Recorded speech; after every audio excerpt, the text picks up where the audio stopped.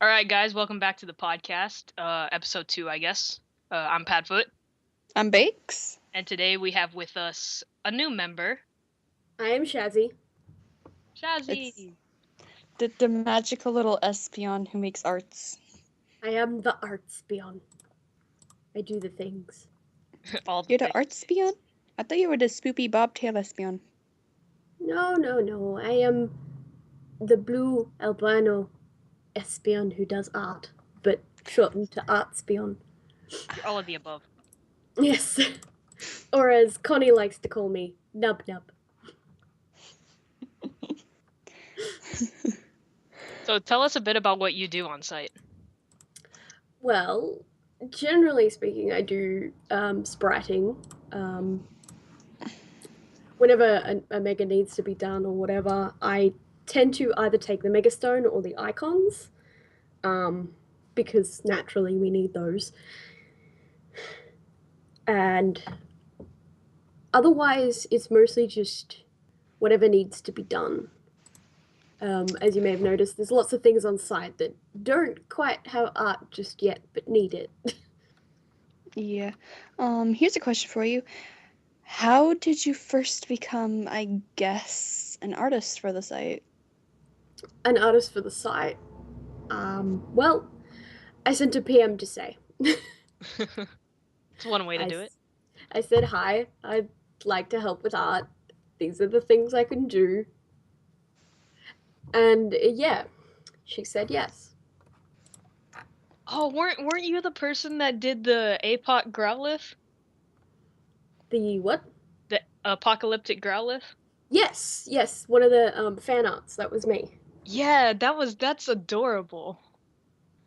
The little APOC puppy, just all apocalyptic and shit. Do you want to try that word again? Apocalyptic. Yes. So yeah, Say had already seen some of the work I'd done and liked it, so that's always good. Yeah, in the recode now especially, what are some of the things you've done? I know you've done the V-Wave forecast icons. Yes, I did the V-Wave forecast icons. I'm also one of the 3 artists that are doing all of the small icons. If you've ever played on mobile, you notice when you go to your fields, instead of the full sprites, you have the little icons instead. Which means for people who have fields full of shinies and albinos and melanistics, those generally don't display because we haven't done them yet. Yeah, I've noticed, especially because I have a albino Igglybuff. I should know this is my Pokemon. Yeah, albino Igglybuff. And so it's basically the color of a regular Igglybuff, so I have to use that little pink star to tell me, oh hey, this person's this. Yeah. So if you go in your fields and you go look at your shiny fields and stuff, I think Kanto, Johto, and Hoenn are the only ones that currently have shiny sprites, and only some of them have albino and melanistic sprites. So it's basically just one of those big projects that you guys are currently working on. Yeah. Not as big as the original, because it's just recoloring and dropping from the existing sprites, but it's still a lot. Yeah. What, almost 1,000 Pokemon? Times by 3, because we have to recolor the sprites 3 different times. Pretty much. So that's like 4,000 sprites you guys have to do. Bless your poor souls. Yep.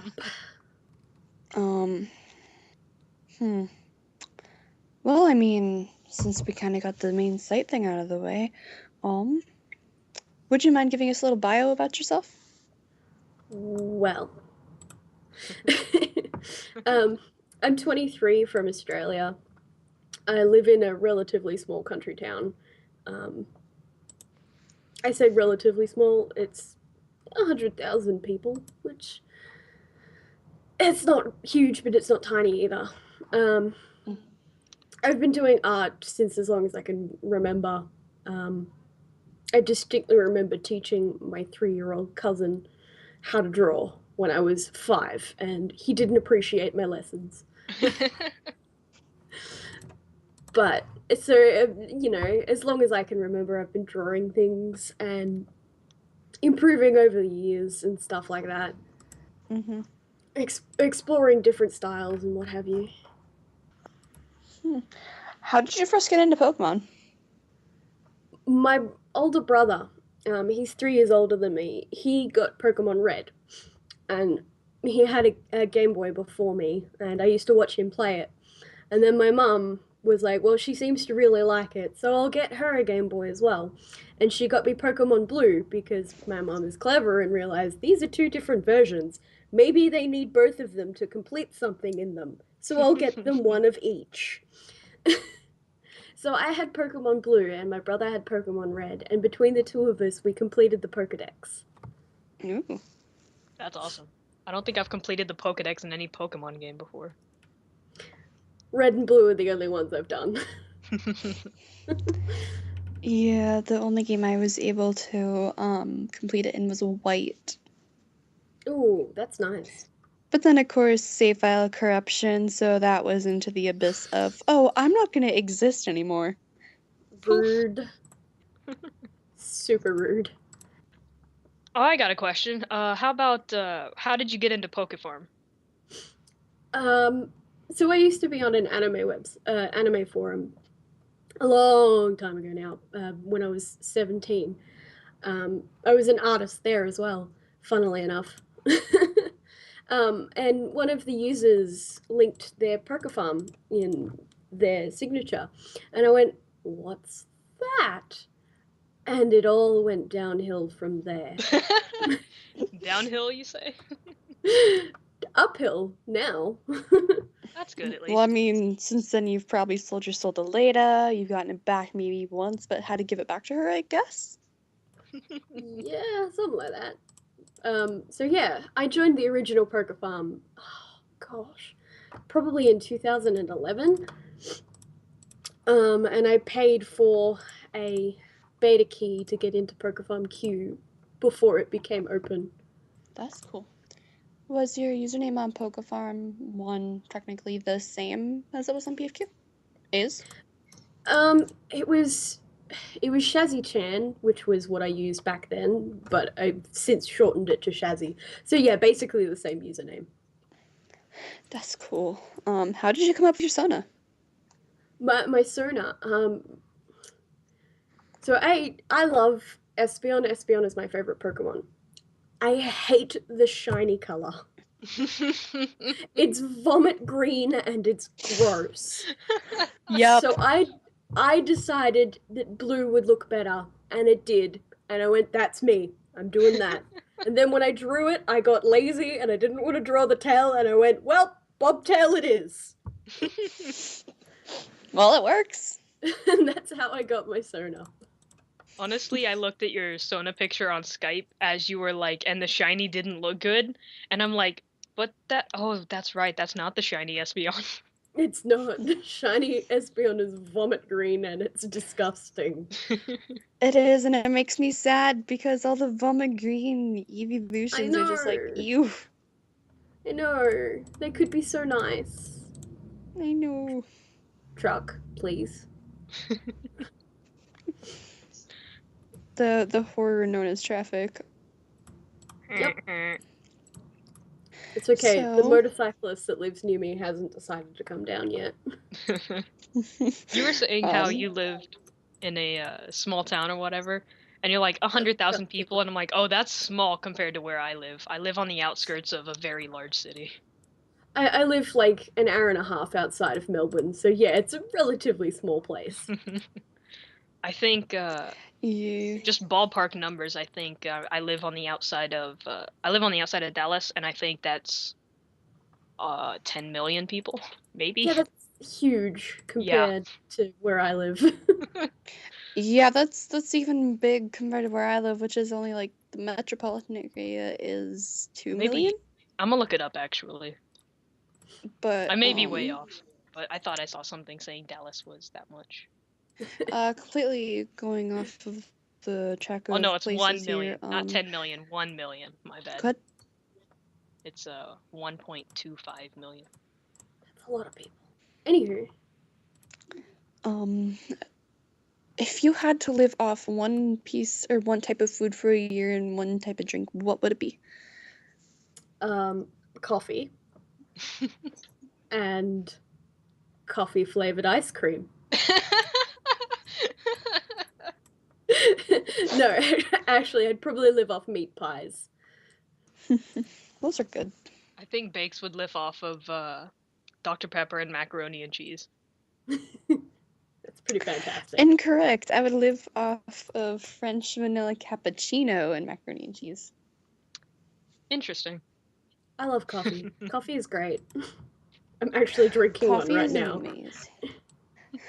Coffee is amazing. Here's my slogan because I really like mine with a lot of milk. I have coffee with my milk. Nice. Instead of milk with your coffee, I have coffee with my milk. And I'm over here like I don't like Put coffee. it simply, I'm a milkaholic. Milk is great. The other day, I forgot to put sugar in my coffee, but because I have like 1 teaspoon of sugar in my coffee. Not even that. It's like half. For me, it was just like, oh, this is a slightly not sweet enough coffee. That's fine. I'll drink it anyway. I don't like the smell of coffee, so I obviously don't drink it. But I don't know. It's I also can't have caffeine. So it's like even decaf I'm not like interested in trying at all cuz I drink water most of the time. Like I don't even drink soda. Coffee's not for everyone. Coffee's far from for everyone. If Padfoot is even simply on a bit of soda, she is bouncing off the walls. Oh yeah, you think I'm a hyper little puppy in the first place? No, you should see me on caffeine and sugar. Oh my god, boy. it's like, watch out, the apocalypse is gonna come. Suddenly Growlyenna turns into apocalyptic Growlyenna. Yes. That would be adorable. I'm kind of tempted to draw that. Shazi, I will pay you to draw that. I mean, I'd love to see it, but okay. You should draw it. You should draw it with like an empty Dr. Pepper can next to it or something, like a crushed soda can. Oh dear, that's really cute.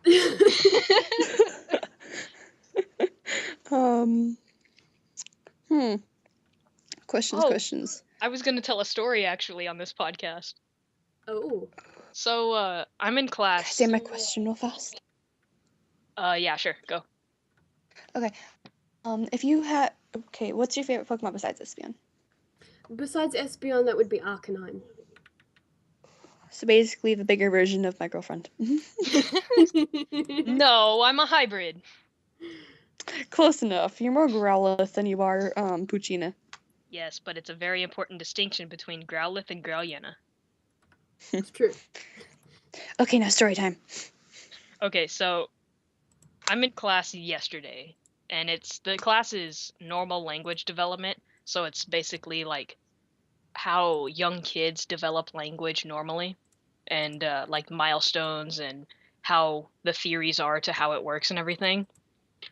And part of what we're talking about in class yesterday was more or less along the lines of part of the reason why very young infants can't have the same speech that adults do is because because they don't have the muscular coordination to do it, like they're not strong enough or something like that. And so then my professor tells this quite short story, but she says it's almost like when you get stung in the tongue by a bee. And everybody's like, wait, what? And she said she got stung in the tongue by a bee once.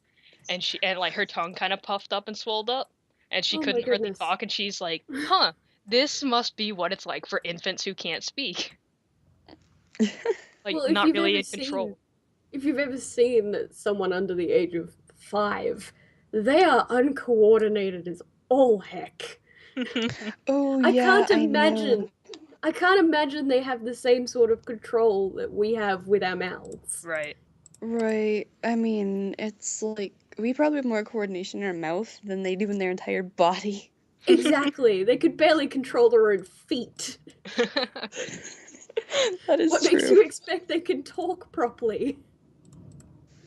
It develops quickly, though, and Oh, that's yeah. kind of one of the more fascinating aspects of that subject, which I'm not too into, but it is pretty interesting.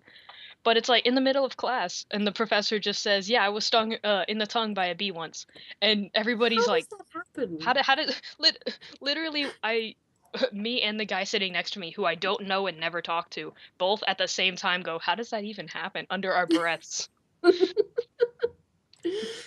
How does that even happen? I have no idea. Like, Oh I my- stepped on a bee getting out of a pool once and it stung me, but I mean, I stepped on it. It was gonna die either way. It was under Yeah. your foot. It was probably on a flower going nom nom nom pollen. Num num num pollen. Oh wait. Oh hello there, Mr. Foot. I'm gonna poke you now.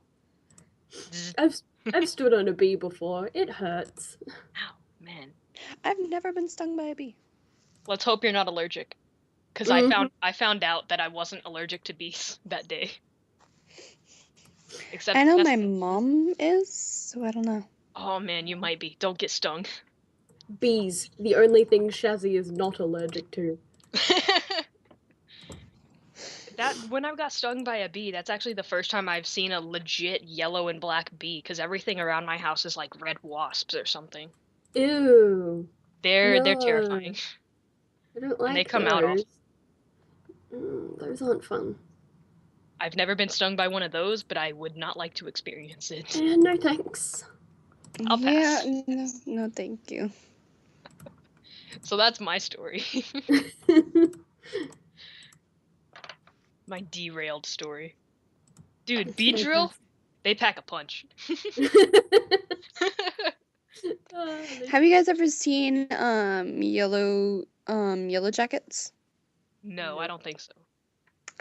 They are very big and they are scary. I would imagine so. Yellow jackets are like, I don't know. Yellow jackets and hornets are supposedly the most dangerous bees. The straight up nope of the bee kingdom. The straight up nope of the bee. Can we rename like a group and just have the straight up nope of everything? And like black widows are in there, brown recluse, which So what both I'm are in hearing- Texas where I am. So what I'm hearing is every single spider is called straight up nope now. Basically, I guess. Poisonous snakes can go in there. All kinds of bees can go in there. Like the dangerous ones, like you get the killer bees and stuff like that. All And of those can go in there. Wasps, yes. All the big nasty weird ones. Like we're not gonna get rid of them. We're not gonna like kill them off. They're just gonna be the nope of the animal kingdom. Yeah. Pretty much. Then no thank you. Don't want none of that. No kidding. Are you scared of any animals? Spiders? Fair enough. Most people are. Like, Yeah. and if they're not scared, it's like, that's creepy. Don't let it crawl on me. So if I throw an Ariados at your face, you will scream? Scream, punch it, and find a flamethrower. I don't know flamethrower, so you're out of luck here. Just grab your everyday Bayx yank on her tail and she'll take care of it. I do know Ember. Sometimes I sneeze when I'm cuddling in Bayx's tails, and yeah, I've singed her for several times. Yeah, that's kind of how I lost my mane. Whoops.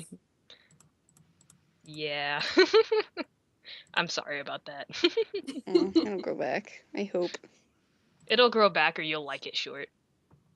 Mm-hmm. I think you like it short, though. Mm-hmm. Or at least you haven't told me to stop sneezing. Well, I mean, that's kind of impossible. No, I mean, like, sneezing, like, when I'm cuddling up in your tails. Again, that's kind of impossible because there's sometimes sneezes will sneak up on you and you just don't know you're gonna sneeze. I always know when I'm gonna sneeze. In that case, stop sneezing in my tails. But your tails are cuddly! And fuzzy and warm! But they're not gonna stay fuzzy and warm if you keep burning them. I guess that's true. They'll Well, stop just be tickling my snout. My muzzle. I cannot help that. You're the one who is shoving your nose in my fluff? But it's fuzzy! Da Floof! Da Floof! The Floof! The Oh, Floof is man. on fire! The Floof is on fire. Can that be What? the name of this episode? Sure. Oh, yes. Just yes. The Floof is on fire. Oh my gosh. But no, just be careful, because last I heard Novi sleeps in my tails too. Sometimes. Is that Mousy hiding out in here too? Yep. Probably. Your tails are like an abyss of furry fluff. Yeah, I think it's been scientifically proven that Ninetales tails make great beds. The best beds. The floofiest beds. Well, Nyet likes to sleep on Nye's tails. Yeah, I was talking to Nye a little bit, and I'm like, I'm gonna sleep in a Ninetales tails. They're so fluffy. And Nye's like, I think Nyet's got my spot. And I'm like, well, I got my own 9 tails. It just shows how fluffy we are. If a newt can hide in tails, then I mean, Newt. Newt. It makes me giggle every time.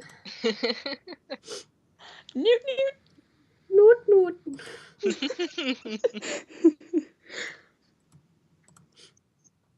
So yeah, speaking of which, I just went to his page, and in parentheses, he just has butts on his trainer card. What? Look Why? at his What? trainer card. I see that now. Why does he have that? Who knows? Maybe he needs a giggle after coding so much. I mean, if you go to Garthic's, my own, and Sei's page, you will see somewhere on our trainer cards it says beep ba ba ba da boop. Beep, ba, ba, ba, da, boop. Ba, For ba, ba, da, boop. reference, before the podcast that we did for Poker Farm Q while it was down, before the podcast that myself, Persephone, and Mythos were on, Garth lost his mind briefly and was singing I'm a Scat Man repeatedly. Well then. He eventually composed himself and we could do the podcast. Now I know where that came from. Well, I knew it was makes from sense. somewhere. I was gonna say it was from like Epic Sax Man. I'm like, no, that doesn't sound right. But beep, ba, ba, ba, da, boop. Ba, ba, ba, da, boop. Yeah, so it's confirmed Garthic is the Scatman? Garthic is a Scat Man. So yeah, we might have to pay him muffin tax for discovering his identity, but That's okay. Somebody can line up the muffins and he can just smash them all. smash would it. That or Padfoot, you could always chuck the muffin smashing game at him. Yeah, I could do that. I think he has it. I I believe shared he it with does him. have it. Yeah, I shared it with him, I thought. You did, Yeah. and he enjoyed it. That's good, at least. Excuse you. I am the least ladylike lady ever. Yeah, I'm not very ladylike either. What is ladylike? I know, right? If ladylike means you have to wear pink, then I'm out. No kidding. It's like, what are these? What is this skirt thing? What are skirts? Oh, what? I'm not supposed to wear pants? Oh, sign me out then. A dress? No. I mean, I might wear one once in a while if it's like a really special occasion, but me. You only wear dresses on special occasions, and even then, definitely wear leggings underneath them. Yeah. The only time I wore a dress was for band concerts, and it was always the, like, standard dress that they give. And everybody either wore a tank top and shorts or jeans under them. but I didn't have a tank top, so I just wore shorts under it. But it's like, it's a dress, but nobody wants to wear it, but you gotta wear it. The struggle is real. Like, could I just wear a tuxedo? That'd be so much easier. I know, right? I think women look fancy in tuxedos. They look great in tuxedos. They just I like it. How have you become invincible to Novi's Pikachu? I can do it myself. Can you do Wait, it for us? what? Pikachu. Oh my god. I am immune to Novi. Teach me your ways. Because she sleeps in my tails, and if she Pikachu's once, I'm sitting here going, I'm having a heart attack. I didn't know you could Pika. That was This very because mouse sleeping in my tails is killing me. I'm not a Pikachu, so nobody knew. You could still do a Pika, though. I'm a Ninetales and I can do a Growlithe. You don't know what Growlithe sounds like. Growl. Growlithe.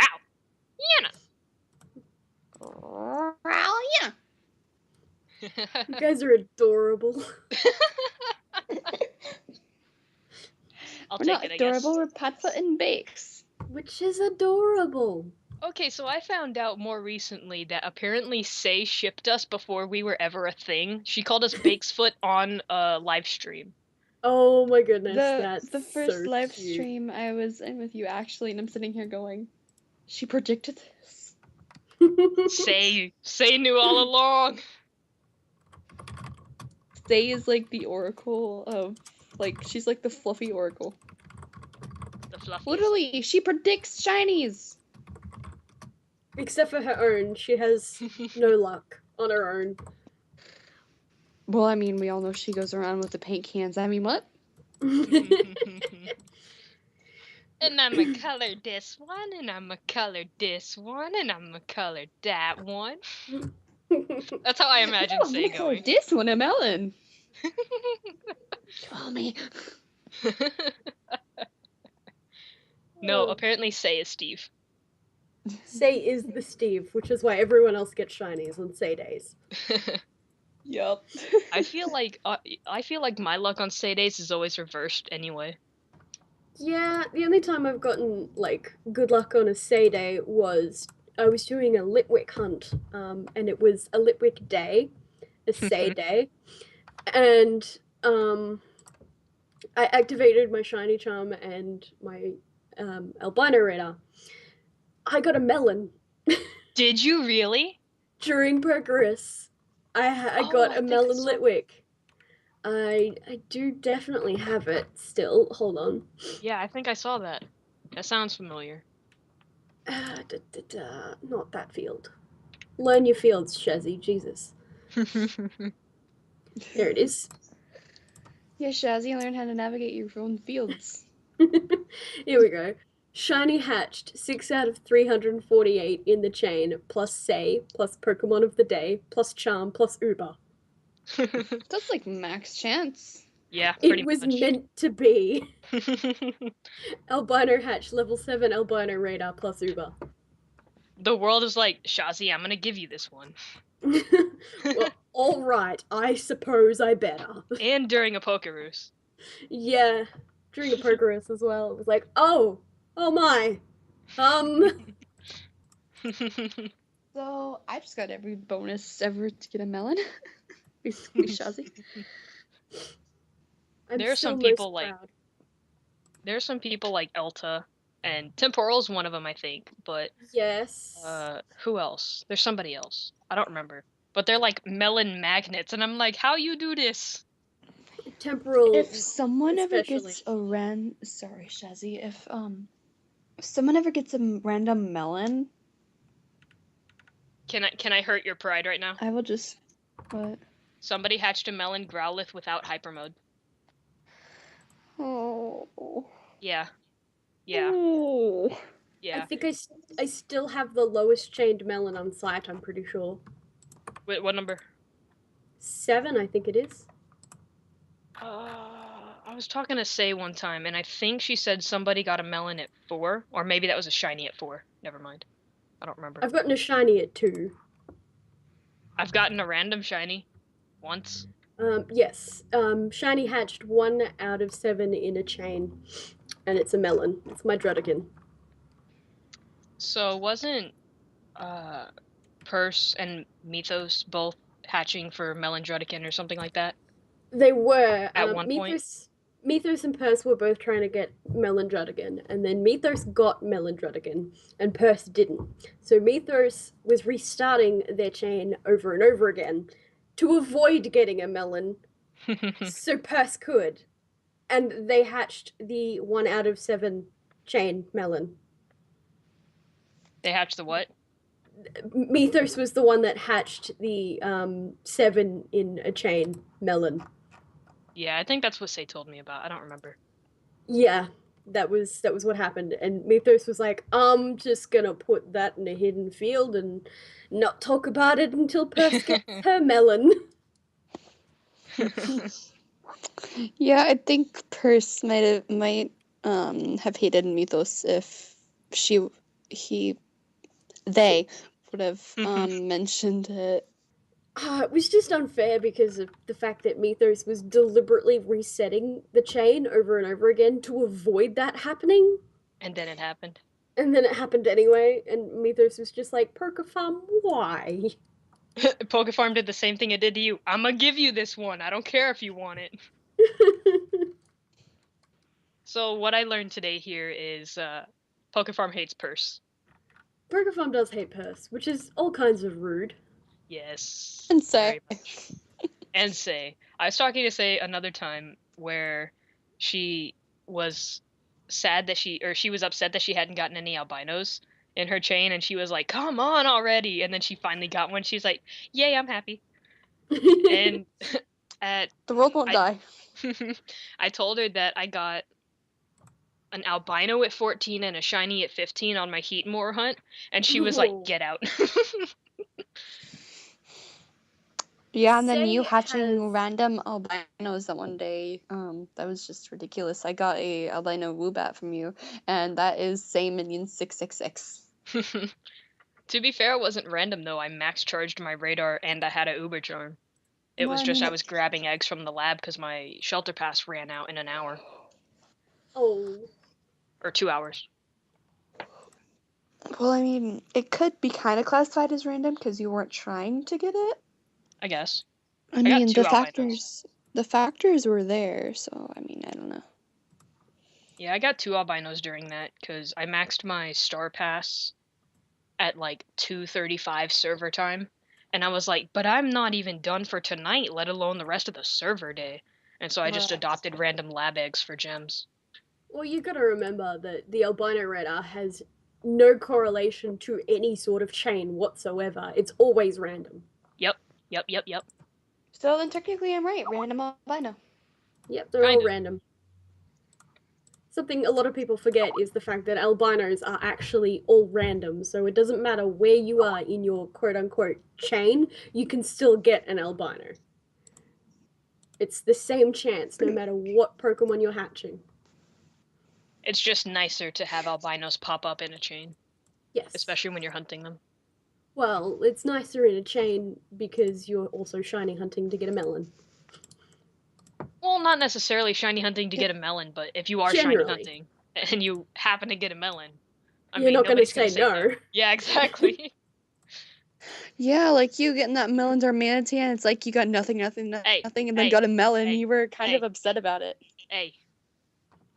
Darumaka, first of all, I didn't evolve it. It's first evolution. I have a magma that happened to me with, I got it during Pokerus again. And it hatched melon, and I was like, ooh, a melon! Wait, now I have to hatch another shiny. How dare you? How dare you be awesome. All of my melons except Growlithe and Litleo have been luck. I think I own 5 or 6. and only 2 of them have been hunted. The others just popped up. I own 5, and only 2 of them I've hunted. I own none. Well, you're hunting for one, though. Yeah, but I've kind of sold my soul, and I'm kind of just sitting here going, do I really want to do this? Well, I mean, you've got plenty of time to figure out. You can at least try while we're getting compensation in hyper modes. Pretty much. I mean, I'm going to be clicking Elta at least once a day, so that's plenty of eggs. You're crazy to click Elta. Like, there are people that do it, and more power to them, but Elta is too much for me in one sitting. I click Elta almost daily. Yeah, there are people or that I try do it. to, anyway. I'm a lazy hunter. Like, I'll go and click people with, like, 2,000, 3,000 Pokemon in their fields to breed. Generally speaking, when I'm breeding, I use Soraya's click list, which she has, which is amazing. And it's organized in 2,000 in little blocks of how many people have. How many Pokemon this group of people have, more or less. I used the bottom tier, which has Elta and Mew and Red and all of those people that have 5,000 plus. So you click that group, it's like 6 people, and you have about 700 eggs. Wow. I should probably do that. It takes all day. Probably not. If it takes me about, how many people are in that tier? 6. It takes me about an hour to click Elta. On mobile. Ooh, that's pretty good. I like the way you say mobile. Mobile. Mobile? That's what it is. It's a mobile phone. I've always known it as mobile. Well, shush, you also call it cell. Yeah, you and your cellular phones. I don't know, I think we should probably wrap it up here. I think so. Yeah, we've been going for a while. Does Shazi want to say anything and bye? Well, I thoroughly enjoyed that. That was fun.